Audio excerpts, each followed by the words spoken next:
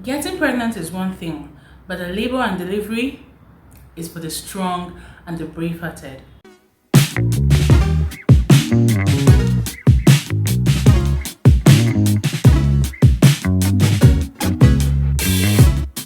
Hello guys, this is Samara's Lobby. You're welcome to my channel. So today we'll be talking about my pregnancy story and the labor and delivery, all the processes that I went through. So grab your popcorn, grab your ice cream, and enjoy this video. Story. Once upon a time, don't mind me. So this journey began in September last. So pregnancy is divided into 3 trimesters.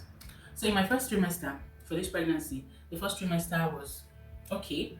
The only issue I had was sour mouth and a little bit of spitting. So long as I had something in my mouth, there is nothing like spitting. But I had the sour mouth. I couldn't taste anything good for that 3 months.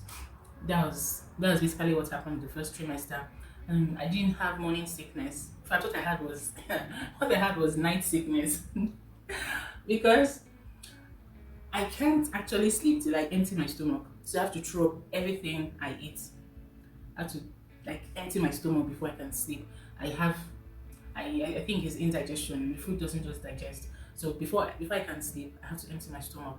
If not, I won't be able to sleep. So I think that was basically it for the first trimester. And I wasn't actually really eating also. The food urge wasn't there in the first trimester. Then the second trimester, the second trimester was when my stomach opened. I started to eat, and then the bitter taste in my mouth was gone. So I was eating, and you can see the results. So I was eating and eating. There was just this black hole that doesn't get filled up in the stomach. I just don't know. You just keep eating and eating and eating. You just be insatiable. You keep eating and eating and eating. That was what happened in the second trimester. I wasn't really weak, so to speak. I wasn't really weak. I didn't have any sickness. I didn't fall sick. It was okay too. So of course, we go for your antenatal class, antenatal checkup, scanning. For me, I usually do. I visit the hospital that I registered. I registered in a private hospital. I visit the hospital that I registered, and also sometimes I go to a private ultrasound place to also check, just to make sure that the baby is okay. So I do this often in the second trimester. Then the third trimester, the eating still continued. At this point, in fact, there was now beginning to be a little problem, so to say, because the baby was actually eating too. He was eating everything that I was eating. As I eat, the baby will eat and eat extra. Probably that's why I couldn't stop eating, because I was so hungry. I used to be so hungry. Like even if I eat a whole plate of food, I'll still go and take another one. In fact, my husband was even tired of myself. But it's not my fault. If you know this pregnancy stuff, Kai, it's not an easy something. It's really not easy at all. What can I do? This is how mine is. While for some people don't like eating at all. They don't even feel like eating when they're pregnant. In fact, the sight of food even irritates them. But for me, I don't know why my own is not like that. I don't know. Let me lose this fat. Let me lose this weight. But no, it's the food version that is mine. I have to keep on eating and eating.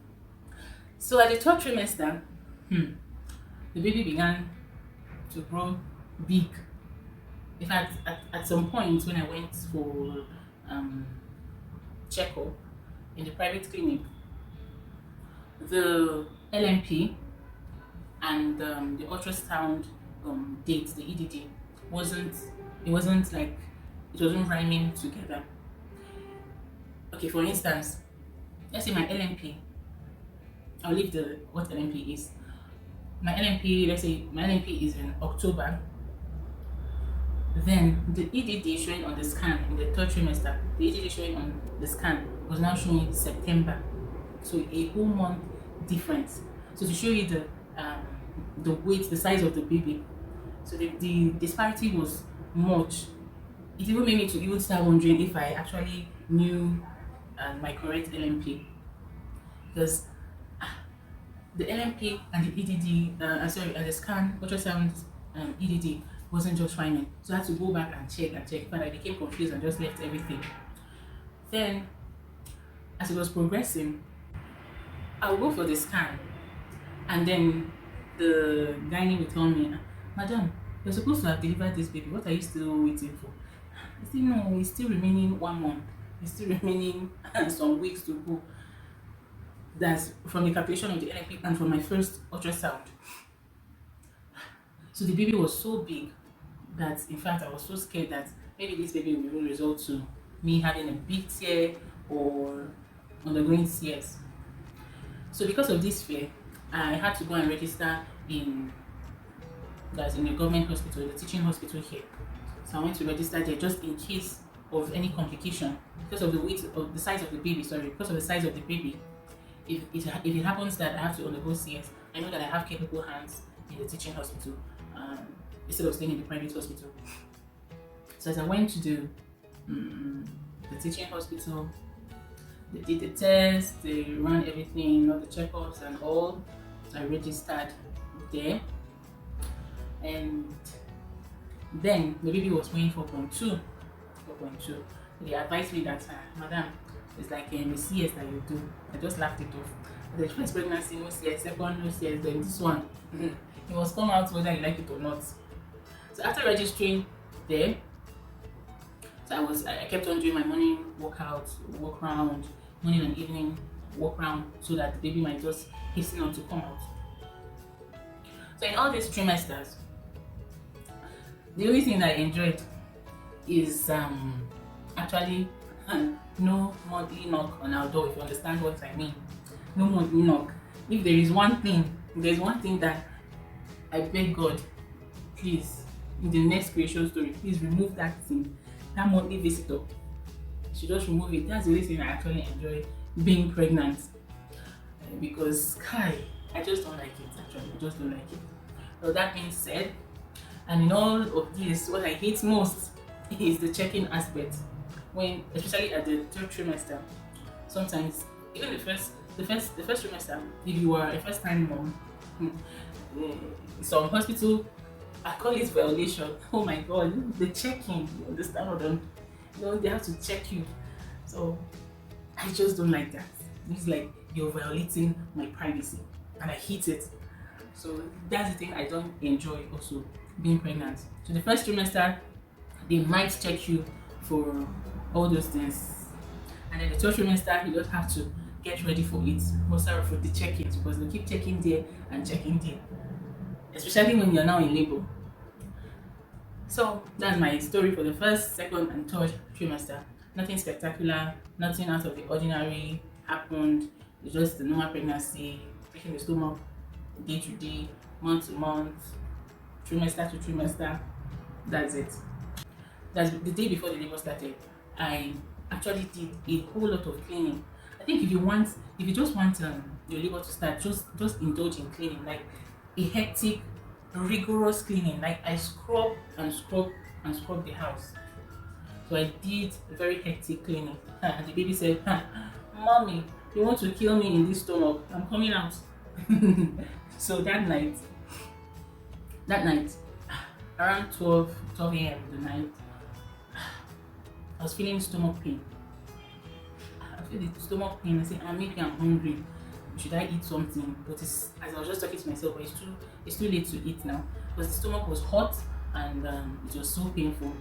I said, or maybe the baby wants to come out. Let me just lie down back. So I'll sleep. The pain comes again. I wake up and I said to myself, okay, if this pain come again, I'll just kneel down to help the baby to calm down, if it's the baby that is calming down. So as the pain came again, the third time, as the pain came again, so I knelt down on the bed, and the next thing I felt was the water broke. So the water broke. Wow, I said, oh God. So finally, this baby has decided to show face. I woke my husband up. I told him, see, I think the water has broken. So meanwhile, I've already packed all my bags, I've packed everything. So just put them in the car and zoom to the hospital if there's anything. So it was around 2. It was around 2 o'clock in the morning. So we started preparing I had my bath, then waited, let the progress of the contraction continue, let it continue like frequently before we rushed to the hospital. So that morning, I also did my morning walking around, but then the pain wasn't here. The pain wasn't here. Like I was getting to feel the pain around six in the morning. Around 6 in the morning, the pain was increasing. Then around 10, I couldn't get the pain anymore. So I told my husband, let us start going to the hospital. So we started going to the hospital. On our way to the hospital, because like I don't know if they sent those police people. I don't know what they are checking. They just were checking and the queue was so long and the pain was too much. So we stayed on that queue. The pain. I don't know if I should shout, if I should cry, if I should go and meet the police people. Listen, it was just like madness wanted to overtake me. So anyway, it depends. Everybody's pain is different. So as we got to the hospital, we stayed on that queue for like 15 minutes. So as we got to the hospital, fortunately for me, like I think God really loves me. He loves me so much. Fortunately for me, the people that I met when I went to register in the hospital, they were the ones on duty. Like it was just one of them that wasn't on duty, and I wish that she was also on duty. It would have been a complete team. Like, and she said, so when I got there, she said, but you came the other day. I know you, Chief. So in fact, I didn't really have to explain anything or my file or whatever, because she already knows everything. So they started to check me. Now this is the worst part, like I said earlier. The checking, I don't know. Like men, just leave me alone. Don't be checking me like this. Don't be checking me. Like stop violating me. In fact, number one, the violation. I call it violation. Number one is violation. Number two, the pain. That pain. Like when they're checking that thing, they don't know that thing is painful. The pain of you're on pain already, and then they're adding more pain to you. Nah, these doctors, please look for another way to be doing this thing. That thing is so painful. It's so painful, and it's not fresh, man. It's not fresh. So as we were there, the team had already assembled. So I was still in the general ward, but when the pain, like the pain was just on another level. Unlike my other two kids, and their pain was actually on my pelvic. Like I could feel it. I could feel the pelvic enlarging with so much pain. But this one, it was my stomach that was having the pain. I didn't feel the pain on my pelvic. So the stomach wanted to just break open. That was how I was feeling for this one. So as the pain was progressing, the contraction was progressing, they had to take me into the delivery ward, the delivery suite. So as we were there,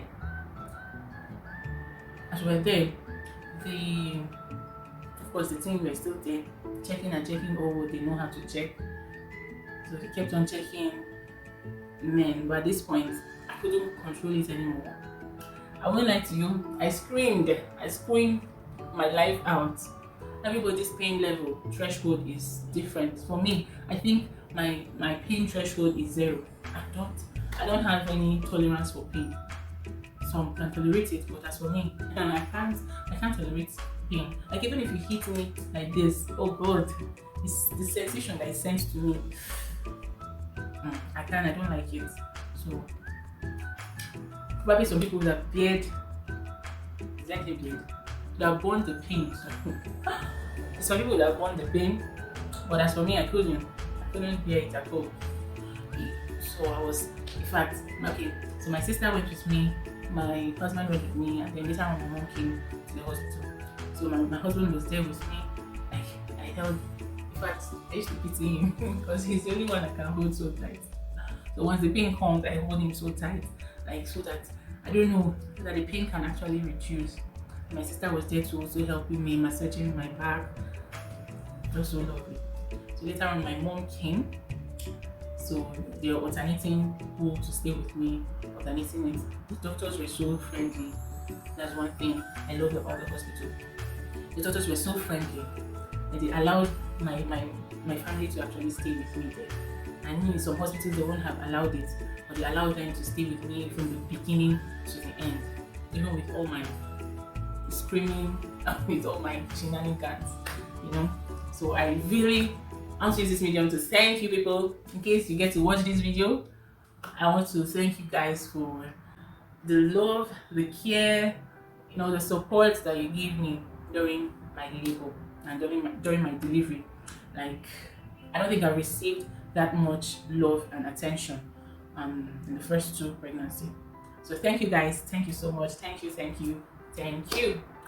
So as I was saying, around 10, that's when we reached the hospital, right? And then this thing continued, the contraction continued, so the baby was coming. I was screaming, doctor, please come and check. Oh, in fact, now I was even the one begging them to please to come and check if the baby is coming, because I was so tired.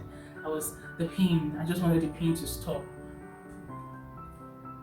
So meanwhile, before then, when we came to the hospital, the doctor there advised that, Madam, it's like you're going to just do CS.